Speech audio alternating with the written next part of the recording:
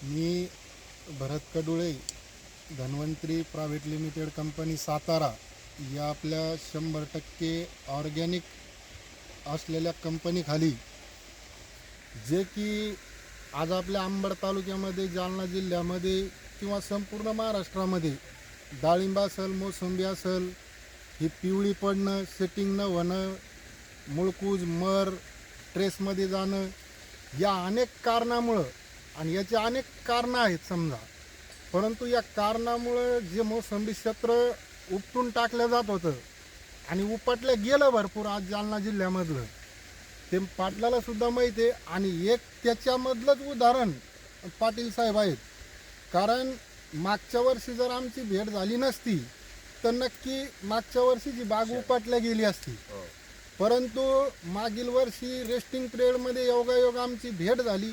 640 झाडं आहेत. हे 640 झाडामध्ये पाठीमागल्या वर्षी मी धन्वंतरीची ट्रीटमेंट त्यांना दिली होती, आणि धन्वंतरीची पूर्ण ट्रीटमेंट दिल्यानंतर कंप्लीट ही बाग किती लाखाला विकली पाटील मागच्या वर्षी? 7 लाख.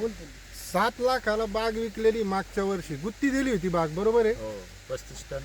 आणि 35 टन माल निघलाय, बरोबर आहे? बरोबर. मग उपटून टाकणारी बाग मागील वर्षी फक्त पहिल्या वर्षी धन्वंतरीच्या ट्रीटमेंट खाली 640 झाडावर 7 लाख रुपये आणि 35 टन माल निघलाय, स्वतः पाटील साहेब सांगतात. आणि मी मागील वर्षी माल गेल्यापासून त्यांना धन्वंतरीचा पाठीमागील 10-12 वर्षाचा माझा जो अनुभव होता, आणि ज्या बागा मी वाचवल्या जालना जिल्ह्यामधल्या, आज 100-150 बागा ज्या असतील आमच्या धन्वंतरी ट्रीटमेंट खाली ज्या वाचवल्या, आणि त्यांची कॅनॉपी, ग्रीनरी, स्ट्रक्चर आणि माल काढून देणं विदाऊट गळ, मागच्या वर्षी पाटील साहेब 35 टन माल निघला आपला. 35 टनामध्ये गळ किती झाली असेल बरं? नाही, गळ नाही झाली असेल नॉर्मल 1 टन, 1.5 टन. म्हणजे ती डास वगैरे सगळं पकडून समजा 1.5 टन म्हणजे हे चित्र स्वतः ते सांगत आहे. आणि मी मागील रेस्टिंग पिरियड पासून ह्या बागेची खात्री देत होतो. खात्री मी मागच्या वर्षी दिली होती त्यांना, जेव्हा मी झाडाचं स्ट्रक्चर बघितलं, झाडाची जडणघडण बघितली, झाडावर काही प्रॉब्लेम नव्हता. त्यामुळं मी मागील वर्षी त्यांना एक विश्वास द्यावा होता की एक 25 टन माल निघल. बरोबर. तर पाटील साहेब तुम्ही काय बोलले होते त्यावेळी सांगा ना. नाही, तुम्ही म्हणले होते मला 25 टन माल निघाल, पण मला त्याच्या मागच्या वर्षी 2-3 वर्षापासून 15 टनाच्या वर मी जातच नव्हतं एवढ्या झाडामध्ये. ते 640. ऍक्च्युअल मध्ये मला हसले होते. मी म्हणलो होतो मी एक 25 टन माल तुम्हाला काढून देईल बगीच्यावर, तर ते मला हसले होते.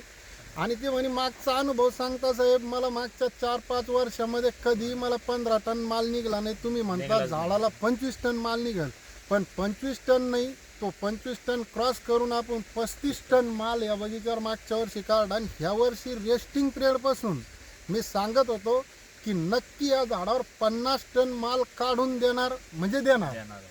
हे माझं रेस्टिंग पिरियड पासूनचा शब्द होता, आणि तो मी 100% काढून देणार. प्लस तुमच्या बागेची क्वालिटी 1% खराब झाली का? नाही, खराब क्वालिटी खराब झालीच नाही. मागील वर्षी 35 टन माल उतरू नाही, कुठंही कॅनॉपी झिरो नाही, पिवळेपणा नाही, ट्रेसपणा बागेत दिसत नाही.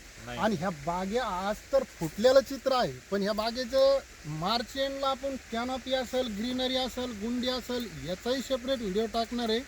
आणि तो कॅनॉपी, ग्रीनरी तुम्ही बघू शकता. पण आज जी बाग फुटली पाटील साहेब आपली, मागील वर्षीच्या तुलनेत आणि ह्या वर्षीच्या तुलनेत मी सांगत होतो, त्याच्यात काही फरक आहे का, किंवा तुम्हाला काय फोटोमध्ये बदल वाटतो बरं? फोटोमध्ये म्हणजे पूर्ण झाडच पूर्णपणे फुटलेले. मागच्या वर्षी कुठं तरी दिसत होते फुटलेले, बरोबर, बघावं लागत होते, इथं फुटलं तिथं फुटलं. यावर्षी असं झालं की पूर्ण झाडच 100% फुटलेले, जास्त प्रमाणात. याचं कारण काय मित्र?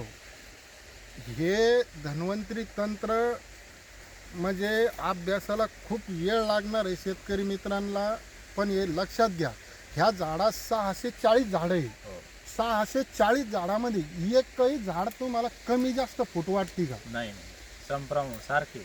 हे तंत्रज्ञान काय असं तुम्हाला रासायनिक वर कधी आढळलं नाही? याच्या आधी आम्ही बघत होतो तर कोणते झाडं जास्त फुटलेले, कुठं 50% फूट, कुठं 70% फूट, कुठं 20% फूट, बरोबर, असं होत होतं याच्या आधी. हे चित्र मित्रांनो खूप वेगळं तंत्रज्ञान आहे. ह्या झाडाला जर आपण इथून जरी बघितलं आणि गाभा जरी बघितला आणि वरचा शेंडा जरी बघितला आणि राऊंड सर्कल जरी चक्कर मारला मारली. कुठल्याही झाडाला मारा तर तुम्हाला फूट सेम वाटत. सेम वाटतं. आणि इतक्यात निघलेले फुलं जर सेटिंग झाली तर झाड टिकल काही. नाही टिकणारच नाही झाड, त्याची कॅपॅसिटी. बरं, रासायनिकचा तुम्ही माग 5-6 वर्ष खर्च करत होते. रासायनिक पेक्षा असा अलग खर्चा नाही. काय केलाय आपण झाडाला? नाही आलं, काहीच नाही केलं. म्हणजे मित्रांनो, रासायनिक पेक्षाही कमी खर्च कमी केला माझ्या अंदाजे. आणि कमी खर्चामध्ये एवढी बाग 100% डेव्हलप झालेली आहे.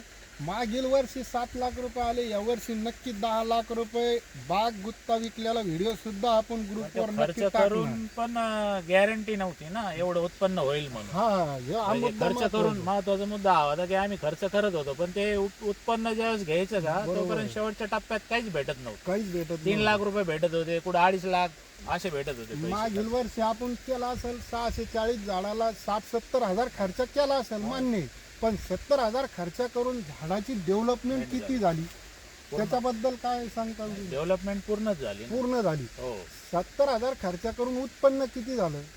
70,000 खर्च करून डबलने उत्पन्न मिळालं. 7 लाख रुपये 15 पैसे जिथं बनले 15 टन मिळत होते आणि तिथं 35 टन 35 टन म्हणजे उत्पन्न डबल वाढलं. डबल वाढलं. या वर्षी मित्रांनो, हे तंत्रज्ञान असं आहे, मागील वर्षी 35, ह्या वर्षी मी आजच सांगून ठेवतो, या वर्षी 50 टन माल आणि पुढच्या वर्षी 640 झाडावर 60 टन माल 100% आपण काढून दिल्याशिवाय राहणार नाही. ह्या वर्षात मागील वर्षी या झाडामध्ये आम्ही इथं उभा राहिलो तर खालचा ऊस दिसत होता.